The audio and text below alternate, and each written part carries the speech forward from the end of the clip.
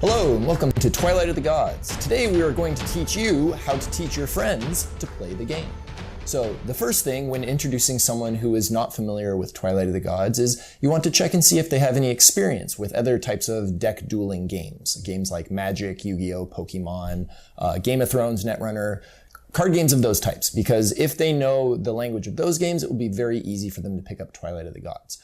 If they are not familiar with those types of games, don't worry, it's perfectly okay. You will be able to teach them how to play as long as you follow our handy-dandy simple tips to playing Twilight of the Gods. All right, so first thing in Twilight of the Gods.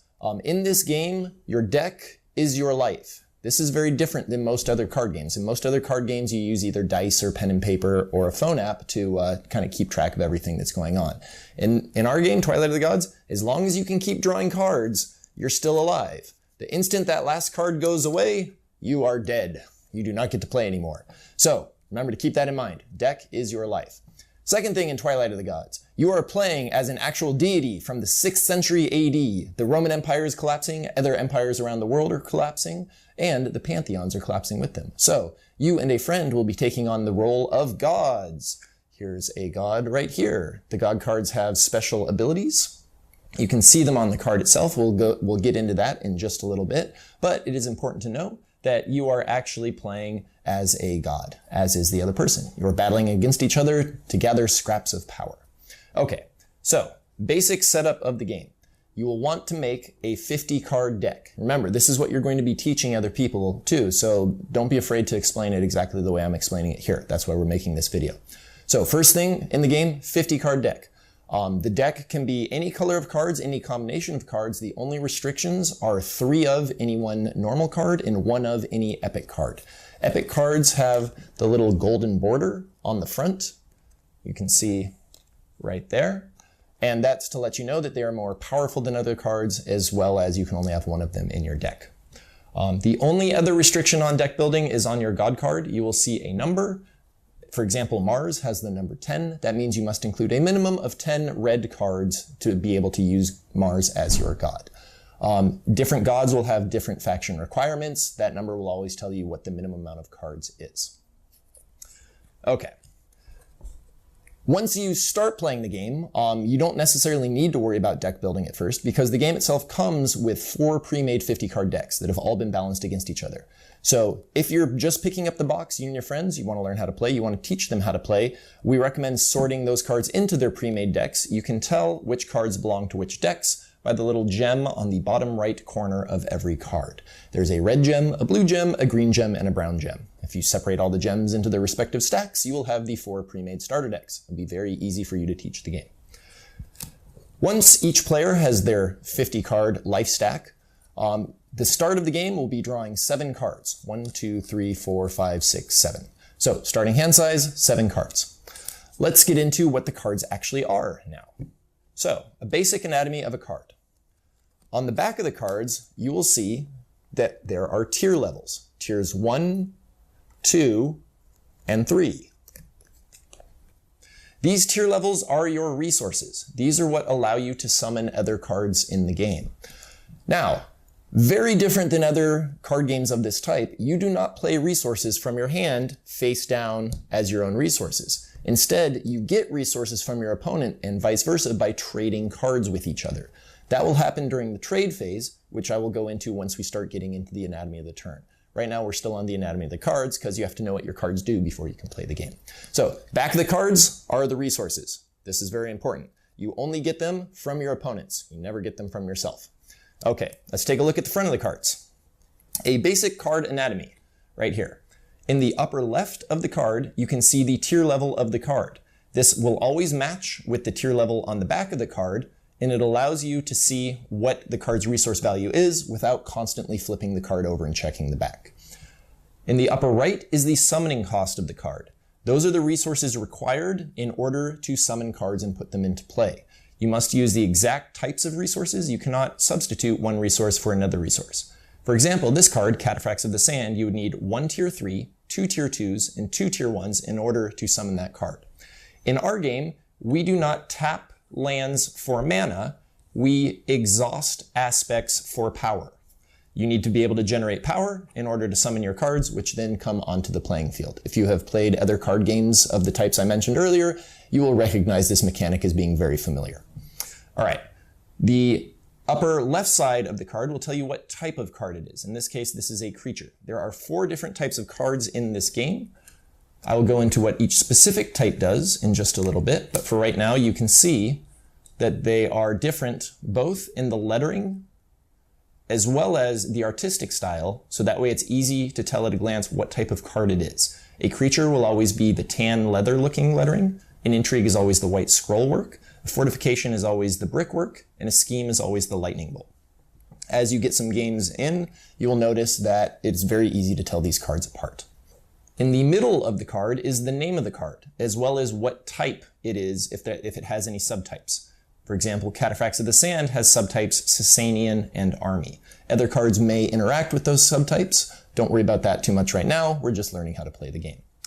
You'll also notice that the middle of the card for each card type is different based on the card type, which is another way to tell which card is which.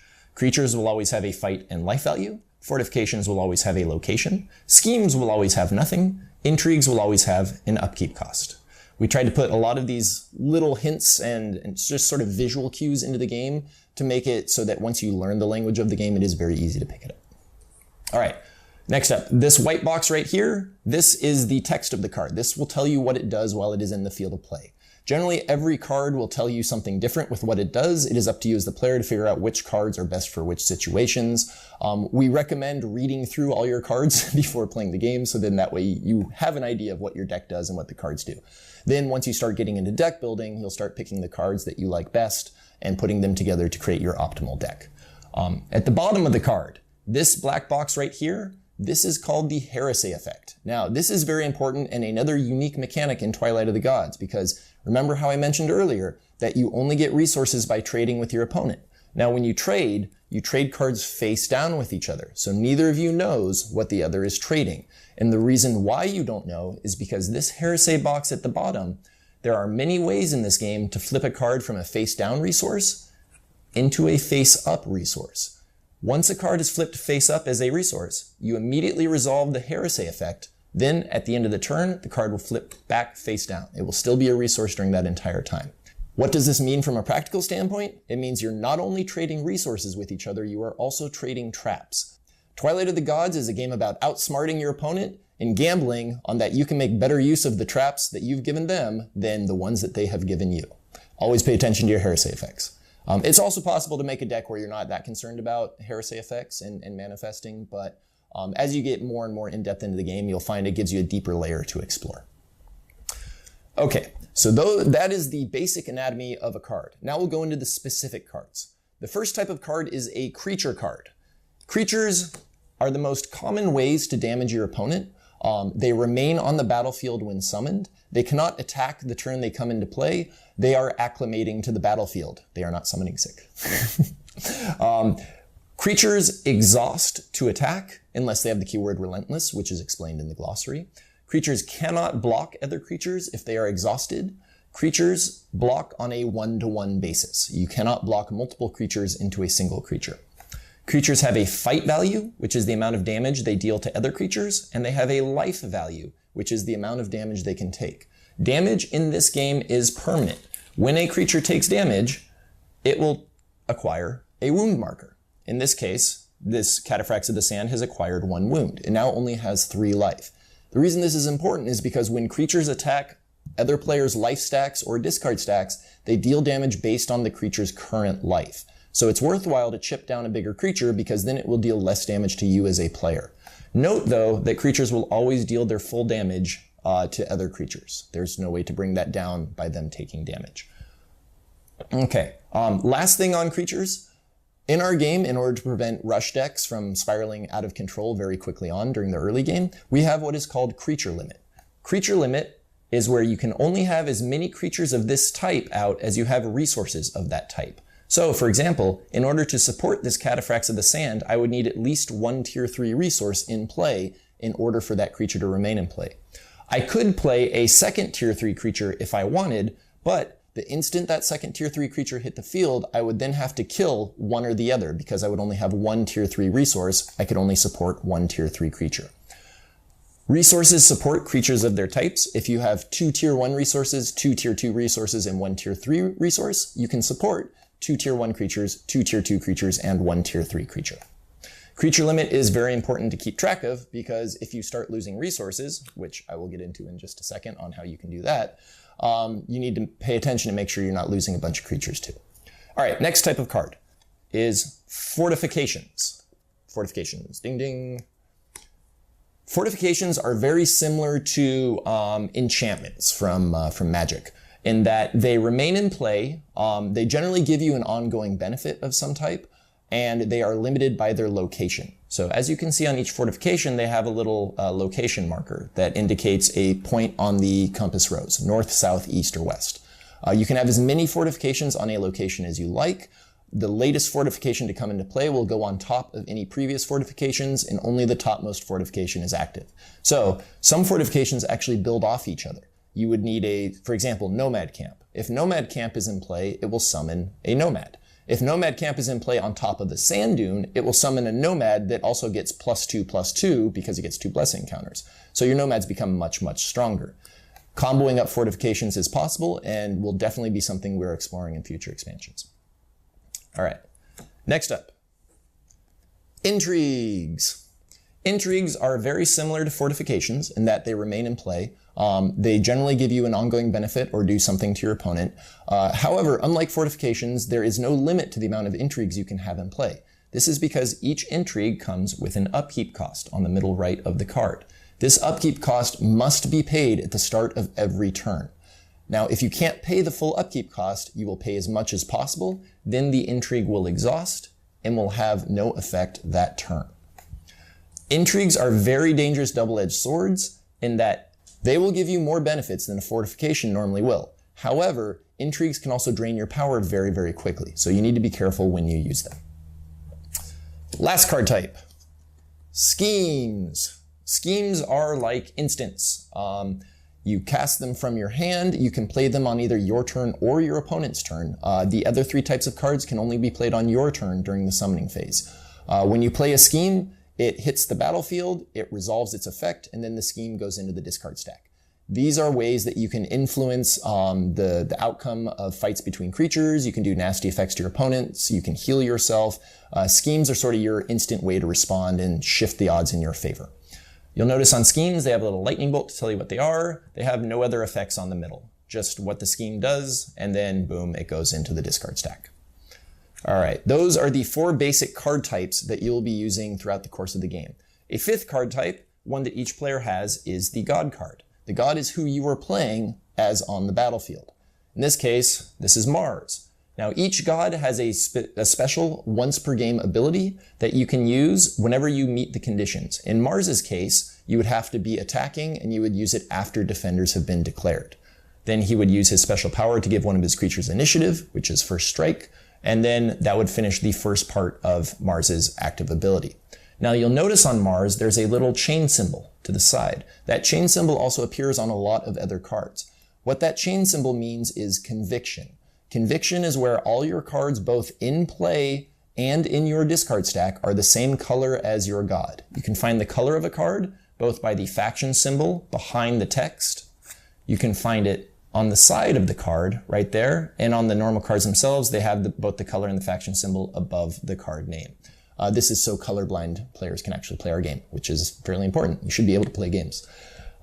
Anyways, back to the God card. If you have conviction, so if all your cards in play and in your discard stack are the same color as your God, you have conviction, and you qualify for any conviction bonuses on cards that you have. The instant a card that is not the color of your God either comes into play or goes into the discard stack, you have lost conviction. You no longer get any of your conviction bonuses until you find a way to get back into conviction. This means if you want to make a monocolor deck, you'll be very strong within what that faction does. However, if you choose to spread out and make a multicolor deck, you'll have access to a lot more options, but each of those options won't be as individually strong as if you had specialized in a particular faction. Once you use a God's once per game deity ability, you then flip the God over, so that way you know that the ability has been used and you get to stare at the shiny card art on the back. Everyone loves shiny card art. All right. Last thing in our game that makes it unique from other games is that in our game, we have something called the sacrifice mechanic. Now, in a lot of other card games, there are lots of ways to counter what your opponent is doing, whether it be cards from your hand or specific mechanics built into the game. This gives rise to permission decks, where one player gets to play the game, the other person has to ask permission to play the game. In our game, you cannot build a permission deck. There is only one counterspell, it's in blue, and it only counters schemes. However, any player at any time can destroy, i.e. remove from the game, any card in play or being played by sacrificing resources equal to that card's printed casting cost.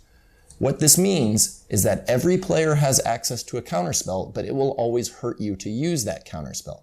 You'll notice on the more expensive cards, for example like this Cataphracts of the Sand, if someone wants to sacrifice to remove this card from the game, it's going to cost them quite a lot of resources. 2 tier 1s, 2 tier 2s, and 1 tier 3 in this case. To remove a Nomad Camp would only cost 2 tier 1 resources. So, more expensive cards are harder to get out, but they are also a bit more protected against sacrifice.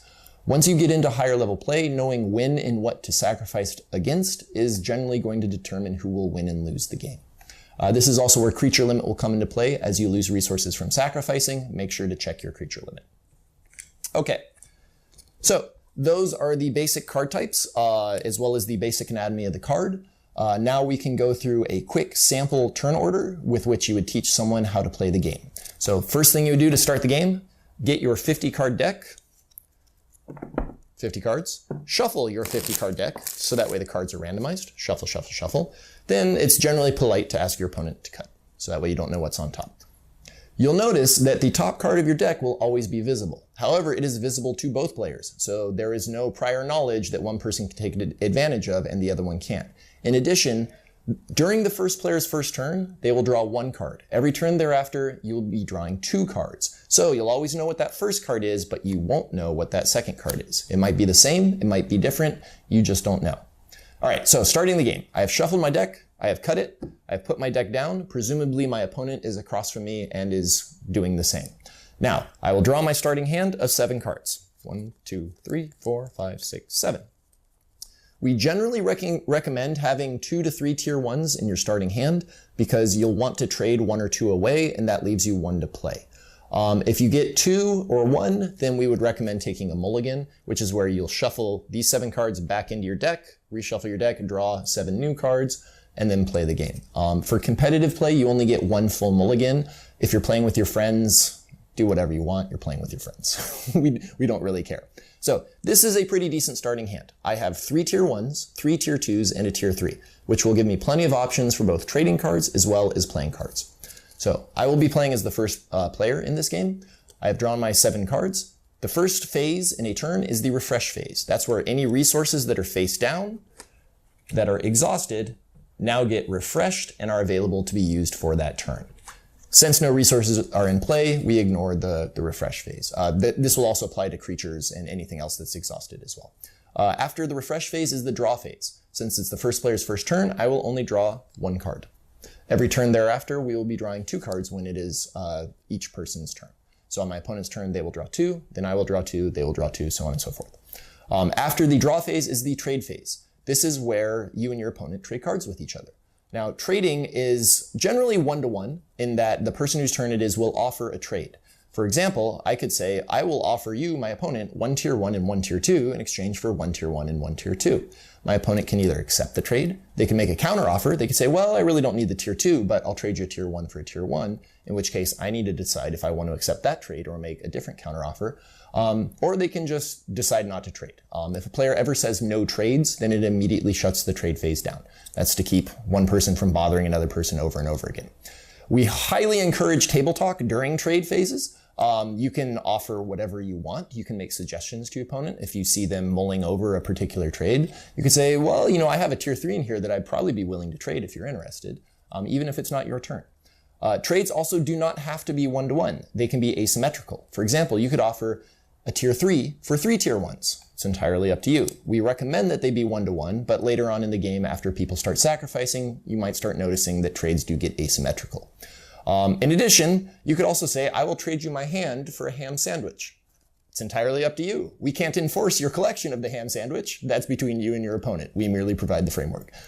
Generally, though, we recommend trades happen on a one-to-one basis. Okay, so during this trade phase, I will offer my opponent a tier 1 and a tier 2 for a tier 1 and a tier 2. Generally, my opponent will say yes, because we both need resources in order to play our cards. Neither of us has established a board state, and we each think we can outsmart each other. So in this case, if we traded, my cards would go face down to my opponent's aspect stack. My opponent's cards would then come face down to my aspect stack. They are not yet in play, but they will be available to be put into play during the resource phase, which is coming up. So let's say, for example, though, that me and my opponent weren't able to trade with each other. Well, we have two other options of what we can do. The first option is if the top card of my life stack matches the top card of my opponent's life stack, in this case a tier 2 and a tier 2, I can immediately do what's called a force trade, where I can take the top card, boom, put it immediately into my opponent's aspect stack, and then take their top card and put it into my aspect stack.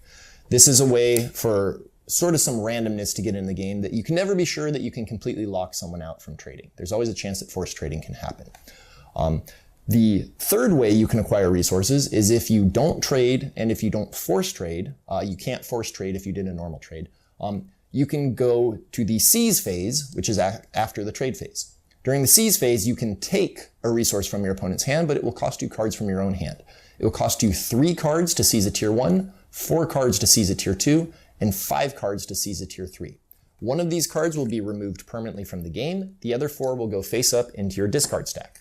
So if you want to take resource advantage, it's going to cost you hand advantage, and you have to decide whether or not it's worth it. All right, so that covers acquiring resources. You can either trade, force trade, or seize, one of the 3. You can never do more than one of the 3 in any given turn. After the seize phase is the resource phase. This is where you take resources that are face down in your aspect stack. You choose one of them, it's your choice, no matter how many you have, to put into play. A resource comes into play fresh, where it is immediately available to be exhausted for power. You use that power to pay for the summoning costs on the upper right of your cards. In this case, if I had one tier 1 resource in play, I could generate 1 tier 1 power. Thus, the only cards I could summon would be cards that cost 1 tier 1 power. After the resource phase is the summoning phase. Here is where you actually get to play cards from your hand out on the battlefield. Creatures, fortifications, intrigues. You can play schemes during this phase as well. However, generally you want to play schemes on your opponent's turn because it's a way for you to mess with what they're doing.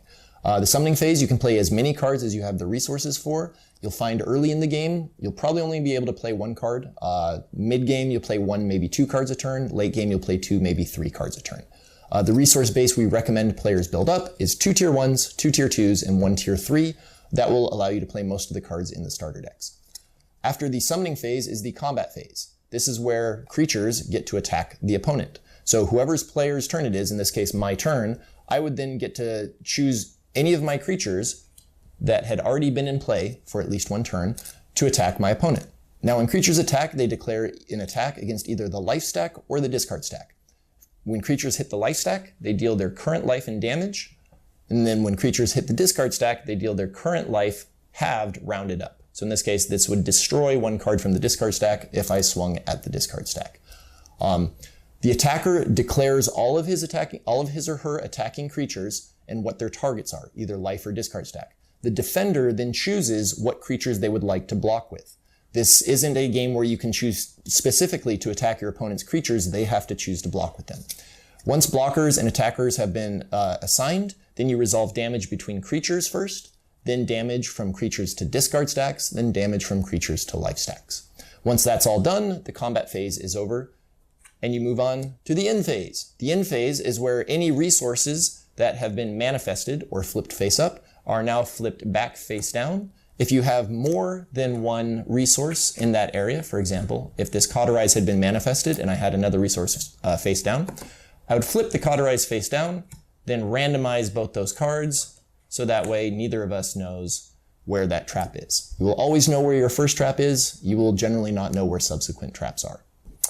After the end phase, it is now the other person's turn, where you go through the steps of the turn, each phase, for them, and then it will come back to you. The game ends when 1 player runs out of life. Once your last card in your life stack goes, boom, you are dead. So that is Twilight of the Gods. It can take a little bit to get into it. I know this is a lot of information, but feel free to watch this over and over. Contact us if you have questions. We have a rules forum on boardgamegeek.com under Twilight of the Gods. And we are more than happy to answer any questions that you have. We want people to get in this game. We want people to enjoy this game because once you get over that initial hurdle, we think you'll find that this offers a lot of complexity and layers that you will greatly enjoy. So thank you for watching and enjoy Twilight of the Gods.